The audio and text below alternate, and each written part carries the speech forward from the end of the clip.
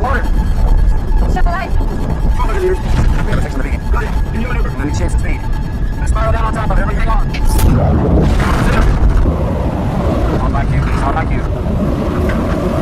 500 meters.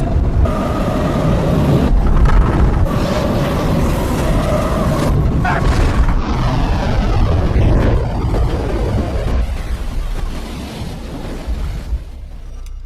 Very graceful. No, but very efficient. What are you waiting for? Trouble? Go, go, go, go, go! 7 years per hour here. Let's make it count.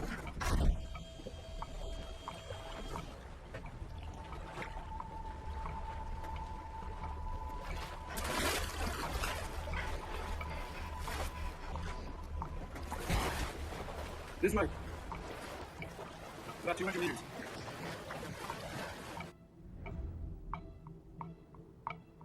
Gravity, punishing. Been floating through space too long? 130% Earth gravity. There's nothing here. Should be right here. There's signals coming from here.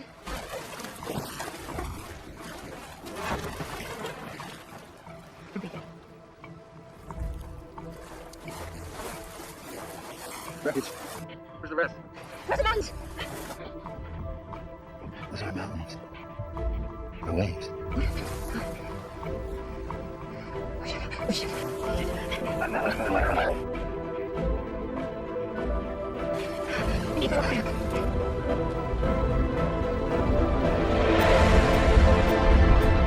Brando, about to ranger now. I'm not leaving without Fernanda. Back here now.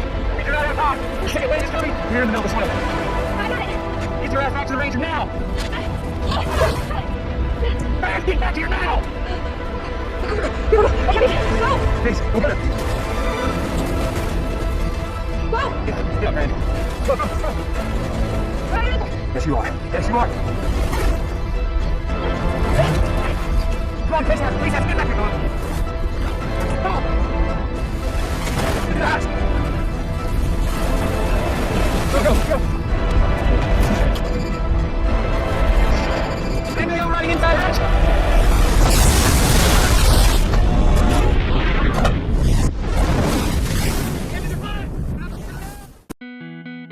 Assalamualaikum warahmatullahi wabarakatuh. Salam jumpa lagi sobat semua di channel Cat Traveler. Setelah gue vakum 1 bulanan ya. Ya maklum bos, kalau kuliah ya ginilah, sibuknya itu ya nggak bikin kaya ya.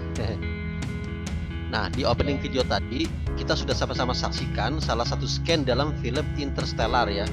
Wah, ini asli ya, film yang luar biasa dan sangat berkesan bagi gue. Hari ini mestinya gue ngupload video adventure gue ya, yang ke Gunung Putri Bandung dan The Great Asia Afrika yang gue lakukan pada tanggal 5-6 Juni yang lalu ya. Tapi berhubung videonya belum gue edit, ya maka terpaksa gue pending. Lalu sebagai gantinya, tadinya gue mau bahas sketch ya tentang panduan membuat tangga putar atau spiral staircase ya. Ya namun lagi-lagi harus pending karena AutoCAD gue lagi bermasalah ya. Maka dengan sangat terpaksa hari ini gue membahas tentang science ya. Kali ini gue akan membedah film Interstellar. Apakah film ini merupakan fakta ilmiah seperti yang dipercaya banyak netizen atau fiksi? Video-video yang mengulas tentang Interstellar itu sebenarnya sudah cukup banyak ya. Pada umumnya mereka berpendapat bahwa film ini sesuai fakta ilmiah atau sesuai kaidah sains ya. Tapi sebelum gue bahas lebih jauh, gue mau cerita dulu nih sedikit sinopsis tentang film Interstellar. Barangkali banyak yang belum tahu. Ya ini sebenarnya film lama ya, tahun 2014. Gue juga nontonnya udah lama banget. Tapi di grup-grup science dan YouTube masih banyak yang mengangkat topik ini sebagai bahan diskusi dan konten. Yang dimaksud grup science di sini bukan kumpulan para saintis bergelar profesor doktor atau ilmuwan ya, melainkan netizen-netizen umum yang punya minat tinggi di bidang sains. Jadi membernya heterogen, mulai dari berbagai kalangan ya, dari tingkat pendidikan, mulai dari pelajar hingga bapak-bapak ya. Nah, gue termasuk yang bapak-bapak ya, bapak-bapak jomblo. Jadi gue rasa masih relevan lah ya kalau gue angkat sekarang ini. Kalau gue simak ya dari komen-komen yang gue baca, banyak yang saru antara fiksi dan fakta ilmiah ya, seolah relativitas itu tanpa batas ya. Banyak juga yang bingung ketika Cooper kembali ke bumi, kenapa dia yang merupakan sang ayah bisa lebih muda dari putrinya yang terlihat sebagai nenek-nenek berusia 100 tahunan. Oke, back to basic. Interstellar sendiri berarti antar bintang ya. Jadi film Interstellar menceritakan tentang perjalanan sebuah tim yang dipimpin oleh tokoh bernama Cooper, seorang mantan pilot Discovery, untuk mencari planet hunian baru bagi umat manusia karena bumi dianggap sudah dalam kondisi kritis. Lokasi planet tujuan dipandu oleh koordinat yang dikirim oleh astronot sebelum mereka. Ketika sampai di area dekat planet Saturnus atau Jupiter ya, gue lupa. Ya whatever lah. Tim Cooper menemukan sebuah lubang cacing alias wormhole yang digunakan untuk nyebrang ke bagian lain alam semesta. Ya, sebagaimana kita ketahui, wormhole itu adalah sebuah terowongan hipotesis atau jalan pintas menuju bagian lain di alam semesta yang lokasinya sangat berjauhan. Saat berjuang melewati lubang cacing inilah, Dr. Brand sempat berinteraksi dengan suatu makhluk misterius yang entah datang dari mana. Ya untungnya dicegah oleh Cooper ya, karena bisa saja itu adalah monster yang bisa mencelakakan mereka semua. Namun entah kenapa, Dr. Brand seperti merasa nyaman ya dan berbunga-bunga dengan makhluk itu. Singkatnya, mereka berhasil melewati lubang cacing ini dan akhirnya sampailah tim ini di lokasi tujuan yang dinamakan Planet Miller. Ya, dalam cerita ini, lokasi Planet Miller dekat dengan black hole ya, black hole Gargantua namanya. Maka Cooper dan kawan-kawan turun menuju permukaan planet tersebut menggunakan pesawat kecil untuk melakukan observasi. Ya, yang sebagaimana sobat lihat pada opening video tadi ya. Sementara di pesawat induk, satu awak bernama Robini ditugaskan untuk jaga gawang. Nah sobat, di Planet Miller inilah poin kontroversinya, karena disinilah kisah fenomenal yang dianggap ilmiah ya, yakni soal relativitas waktu, di mana 1 jam Planet Miller sama dengan 7 tahun di bumi. Sebenarnya sudah banyak ya video yang berusaha mengulas keilmiahan film ini, tapi kalau gua simak, umumnya cenderung pada cocok logi dan pembenaran. Mereka tidak berusaha mengujinya secara empiris maupun formula ya. Nah, disinilah maksud video ini ya, sebagai pencerahan untuk memisahkan yang hak dan yang batil. Ya, gua perlu tegasin lagi bahwa sejak zaman Majapahit, channel ini nggak akan pernah mencampur adukan antara fiksi dan ilmiah. Gue di sini bukan untuk membantah teori relativitas tersebut. Siapa gue? Gue ini justru pendukung teori relativitas loh. Yang gue ingin klarifikasi bukan kesahihan teorinya, tapi implementasi di dunia nyata. Einstein sendiri menggagas 2 jenis teori relativitas, yakni relativitas khusus dan relativitas umum. Dalam relativitas khusus, yang jadi sumber relativitas adalah kecepatan. Semakin cepat sebuah benda bergerak, semakin lambat putaran waktunya ketika diamati oleh pengamat yang diam.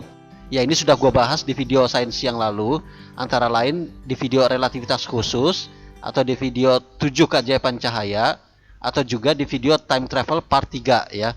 Jadi gue gak akan bahas panjang lebar lagi di sini.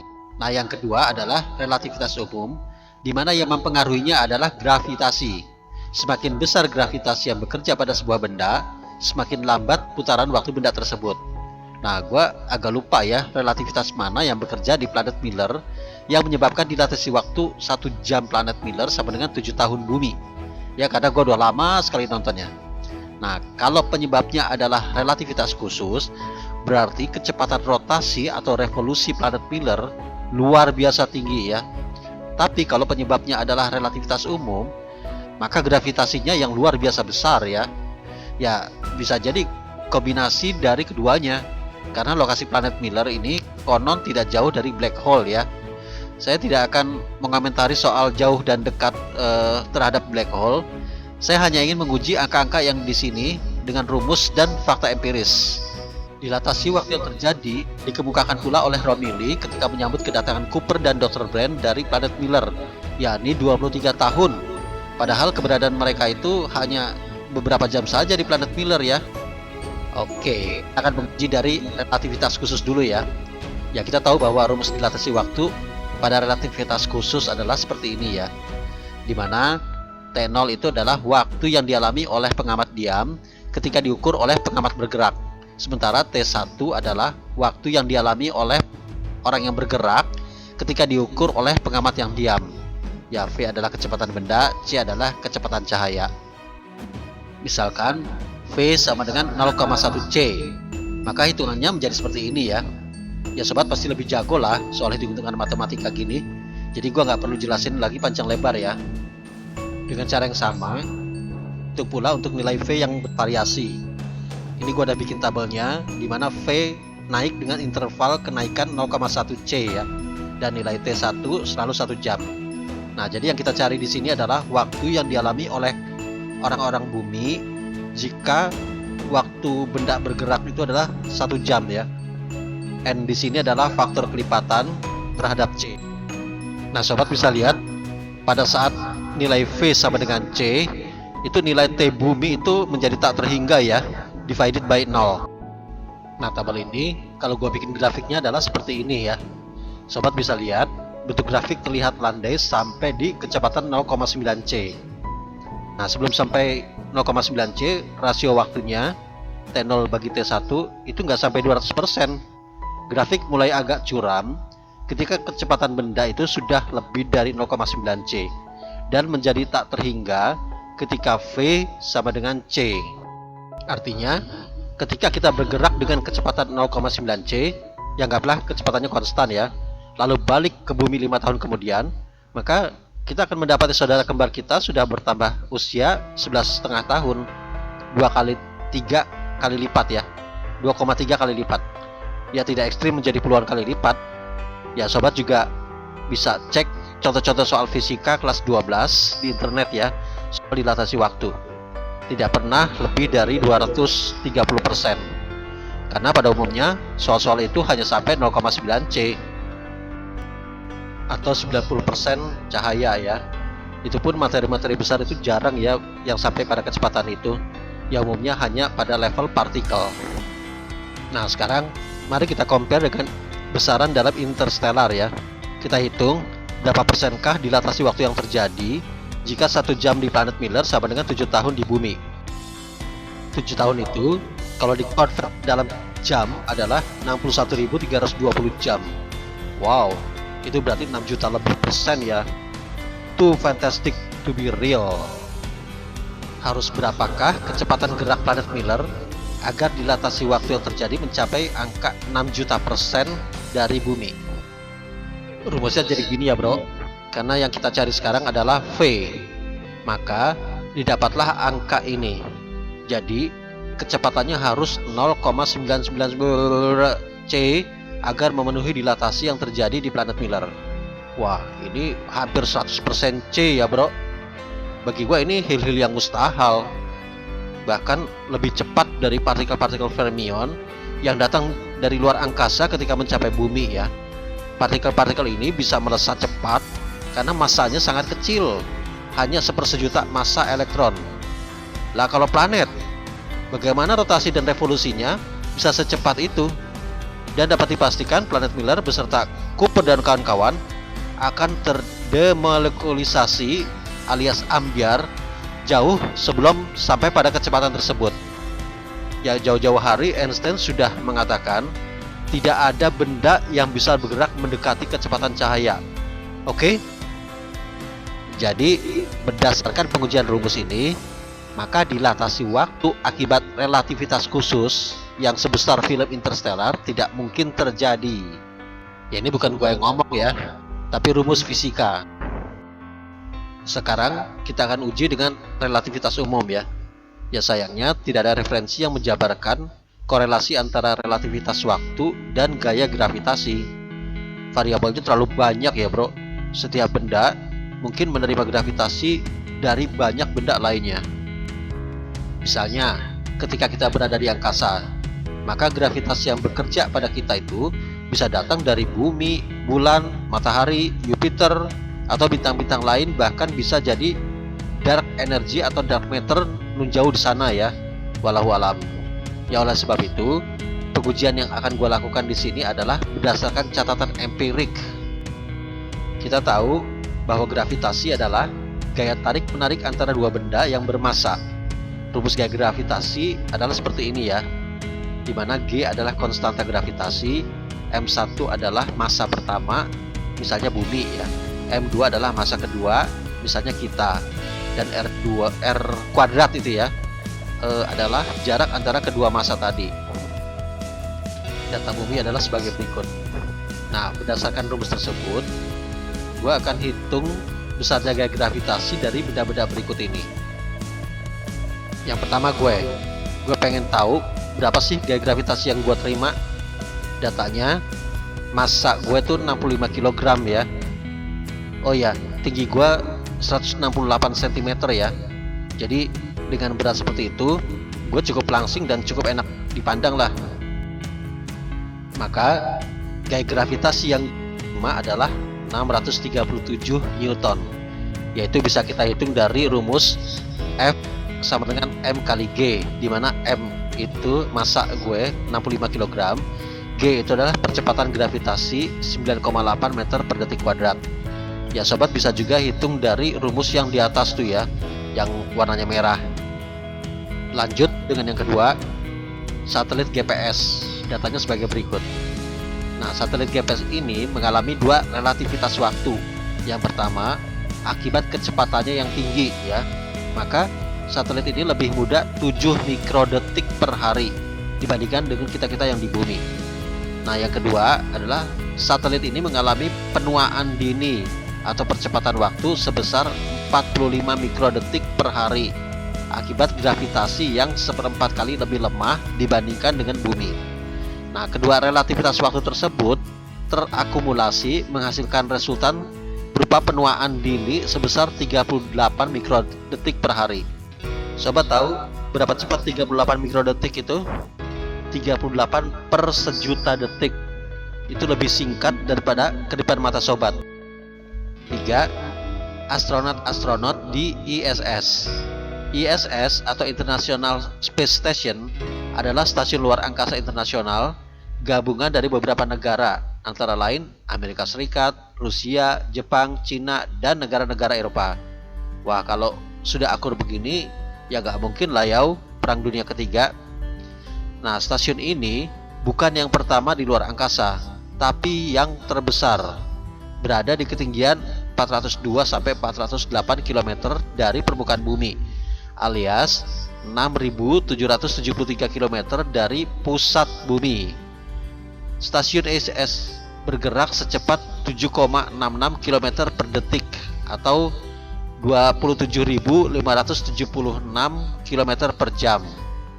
Kita ambil rata-rata astronot memiliki bobot di permukaan bumi sebesar 80 kg. Maka gravitasi yang dia terima di permukaan bumi adalah 784 Newton. Nah, berapa gravitasinya ketika dia berada di ISS? Ya, berdasarkan rumus sebesar 696 Newton, yaitu artinya gravitasi ISS adalah 89% dari gravitasi di bumi. Nah, sekarang kita lihat ya, berapa relativitas waktu yang dialami beberapa astronot selama di ISS ini. Yang pertama adalah Scott Kelly. Astronot Amerika Serikat ini berada di angkasa selama 342 hari alias hampir 1 tahun ya. Nah, sobat tahu berapa banyak dilatasi waktu yang terjadi padanya? Hanya 8,6 milidetik dalam 342 hari alias 25 mikrodetik per hari ya. Ini adalah akumulasi dari relativitas khusus plus relativitas umum ya. Lalu sekarang mari kita breakdown berapa relativitas waktu akibat gravitasi dan berapa akibat kecepatan. Nah, berdasarkan berita yang sobat bisa lihat di samping kanan ini, akibat gravitasi itu hanya 3 mikrodetik per hari ya. Jadi si Scott Kelly itu mengalami penuaan 3 mikrodetik per hari, 3 per sejuta detik ya. Jadi kesimpulannya, efek gravitasi pada Scott Kelly adalah penuaan sebesar 3 mikrodetik per hari dan efek kecepatan geraknya adalah pemudaan sebesar 28 mikrodetik per hari. Akumulasinya, Scott Kelly mengalami pemudaan 25 mikrodetik per hari alias 8,6 milidetik selama 342 hari. Oke, kita lanjut ke surprise berikutnya ya. Sobat bisa lihat di artikelnya. Di situ tertera butuh waktu 100 tahun agar si Scott menjadi lebih muda 1 detik. Jadi kalau sobat mau lebih muda 1 detik dari saudara kembar sobat kudu terbang di ISS selama 100 tahun ya. Oke, kita lanjut ke astronot kedua, Gennady Padalka. Dia adalah seorang kosmonot asal Rusia yang udah gua tayangin pada video gua terdahulu ya. Di data ini secara akumulatif dia berada di luar angkasa selama 879 hari yang berlangsung selama 16 tahun dari tahun 98 sampai 2015. Yaitu nggak kontinu ya. Dia melakukan misi 6 kali ya, ulang-alik. Nah, dia menjadi lebih muda sebesar 1/44 detik dalam 879 hari ya, alias 0,023 detik ya dalam 879 hari. Jadi perharinya berapa? Ya dibagi aja. Dia lebih muda 26 mikrodetik per hari. Nah, jadi untuk dampak penuaan akibat gravitasi di sini tidak ada datanya ya, tapi kita bisa pakai data yang sama dengan Scott Kelly tadi, yaitu 3 mikrodetik per hari. Maka kita bisa hitung dilatasi waktu yang terjadi akibat kecepatan alias relativitas khusus ya, yakni min 26 mikrodetik dikurang 3 mikrodetik, hasilnya min 29 mikrodetik per hari ya. Mari kita lanjut pada astronot berikutnya. Nah, ini sobat bisa baca di sini beda-beda tipis ya, hanya hitungan mikrodetik alias per sejuta detik. Ya, Anda menarik nafas saja sudah lebih dari 1 detik ya. Nah, sekarang gue mau bandingin ya relativitas total antara satelit GPS dan astronot di ISS. Ya, ini perbandingannya ya.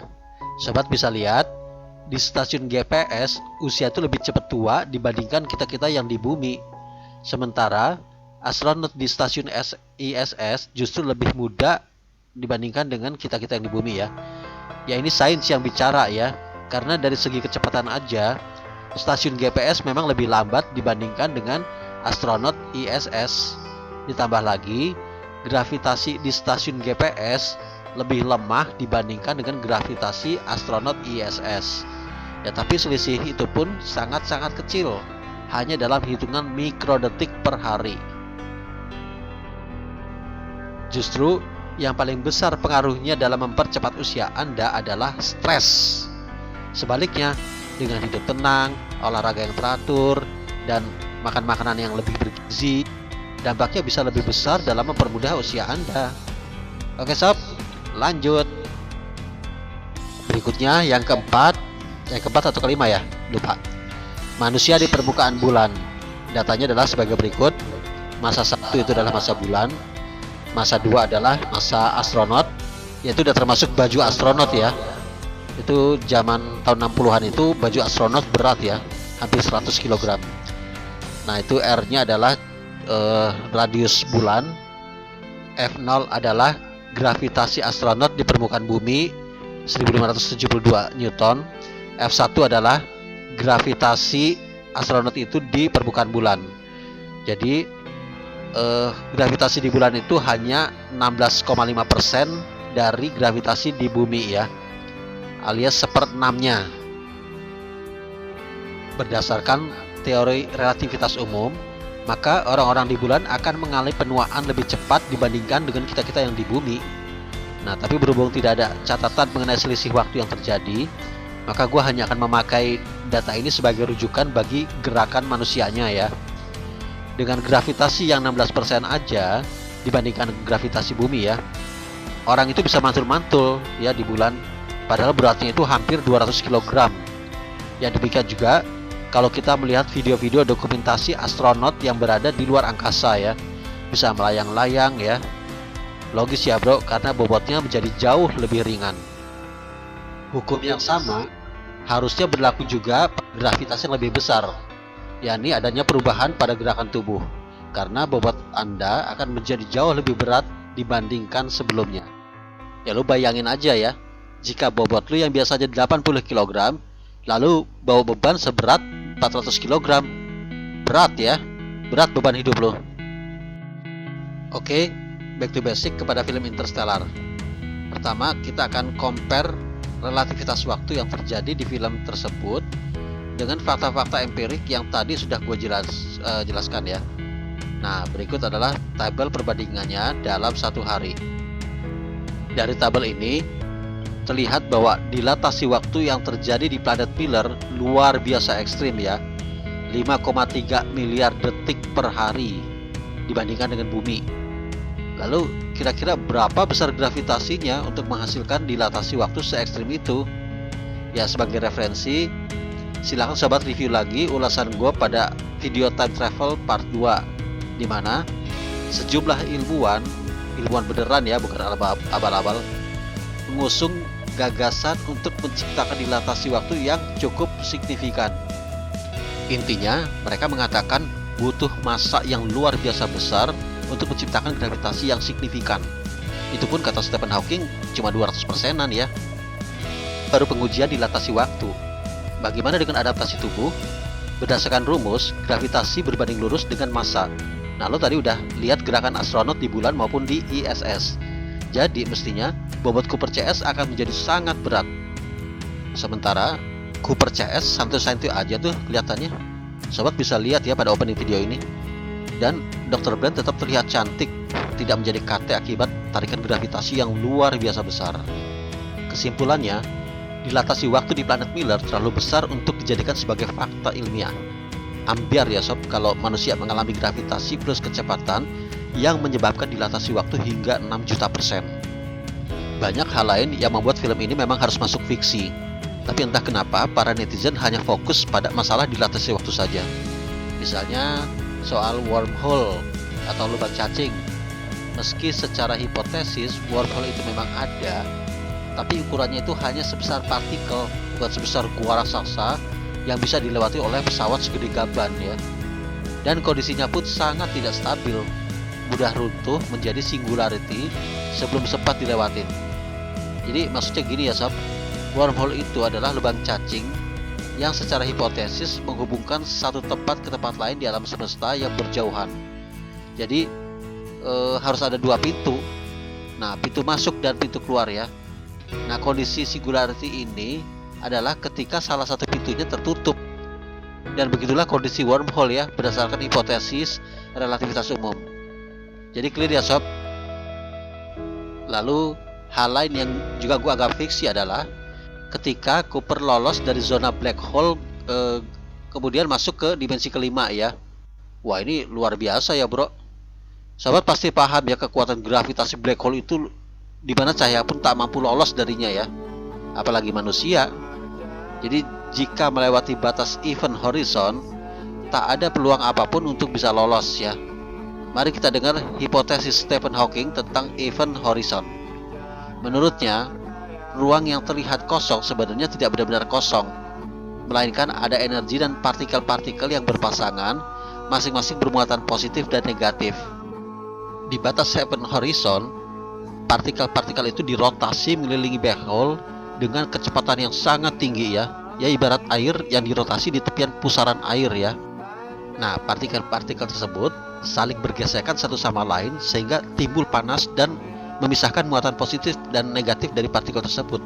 Yang negatif kejeblos ke black hole, yang positif lolos sebagai radiasi yang berpijar. Nah, radiasi inilah yang dinamakan radiasi Hawking ya. Nah, bisa dibayangkan nggak sob, kalau manusia main-main di zona tersebut ya, binasa sebelum berkembang. Lanjut kisah fiksinya. Setelah lolos dari black hole tersebut, Cooper tiba-tiba saja mental ke sebuah ruang yang disebut-sebut sebagai dimensi kelima. Dalam sains, belum ada konsensus soal dimensi kelima ya. Ini disebut juga dalam film itu adalah ruang tesseract. Ya, sobat bisa review lagi video-video saya yang terdahulu apa itu tesseract.